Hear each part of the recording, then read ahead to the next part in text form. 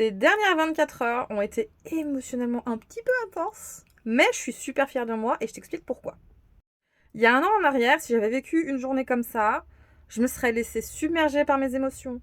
J'aurais ruminé pendant des plombes, des jours, des semaines. Et je me serais remise moi en question à cause d'actes débiles d'autres personnes. Et puis j'aurais fini par enfouir bien profondément mes émotions pour passer à autre chose. Mais ça n'aurait pas réglé le fond du problème. Là, depuis 24 heures, j'ai ressenti de la tristesse, de la colère. J'ai été blessée, ça a réactivé des blessures. J'ai laissé les larmes venir aussi, parce que c'est important que les larmes qui doivent venir viennent. Mais ce qui a été super important, c'est que j'ai accueilli et je me suis recentrée sur moi. Un truc hyper important que j'ai compris sur les émotions, et j'en parle sur mon podcast sur la colère, donc n'hésitez pas à aller l'écouter. La meuf qui cale sa pub comme ça au milieu. Pardon.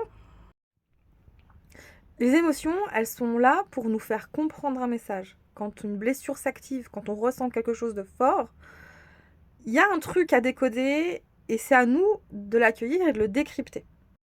Donc je suis fière aujourd'hui d'avoir accueilli cette émotion, d'avoir pris le temps de respirer, de laisser passer les larmes et de revenir à moi. Donc si toi aussi tu peux ressentir des émotions hyper intenses, accueille-les. Ne les nie pas.